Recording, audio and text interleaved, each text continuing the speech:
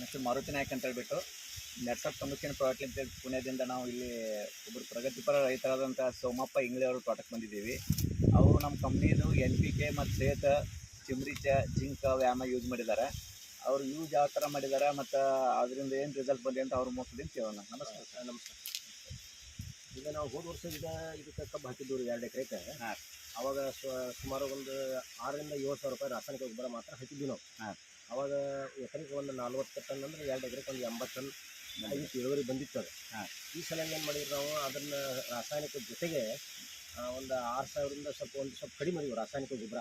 ಒಂದು 5,000ವರೆಗೆ ನಾವು ಅದನ್ನು ರಾಸಾಯನಿಕ ಗೊಬ್ಬರ ಉಪಯೋಗ ಮಾಡಿ ನಿಮ್ಮದು ಸ್ಟಿಮ್ರಿಚ ಮತ್ತು ಇನ್ನೊಂದು NPK ನೀವೇನು ಕಂಪ್ನಿ ಅದನ್ನು ಅಳವಡಿಸ್ಕೊಂಡು ಸ್ವಲ್ಪ ಅದರಲ್ಲಿ ನಾವು ಗೋಮೂತ್ರ ಮತ್ತು ಸಗಣಿ ಅವನ್ನೆಲ್ಲ ಉಪಯೋಗ ಮಾಡಿ ನಾವು ಮಾಡಿದರೆ ಸ್ವಲ್ಪ ಈ ಸಲ ಅಂದಾಜು ನಮಗೆ ಇಳುವರಿ ಒಂದು ಎಕರೆಗೆ 50 ಟನ್ ಬರ್ಬೋದು ಅಂತ ಒಂದು ಅಂದಾಜು ಮಾಡಲಾಗಿದೆ.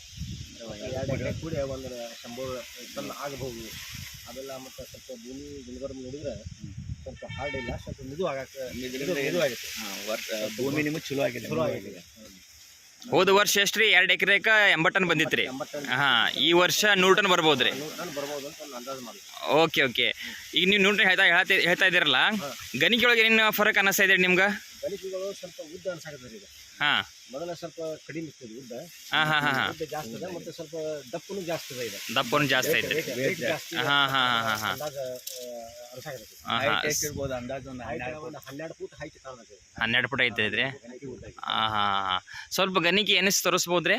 ಆ ಗಣಿಕೆ ನಾವು ಎಣಿಸಿದೆ ಈಗ 1 2 3 4 5 6 7 8 8 9 10 11 12 13 14 15 16 17 18 19 19 20 21 22 23 ತನಕ ಅದೇ. 23 ರೀ.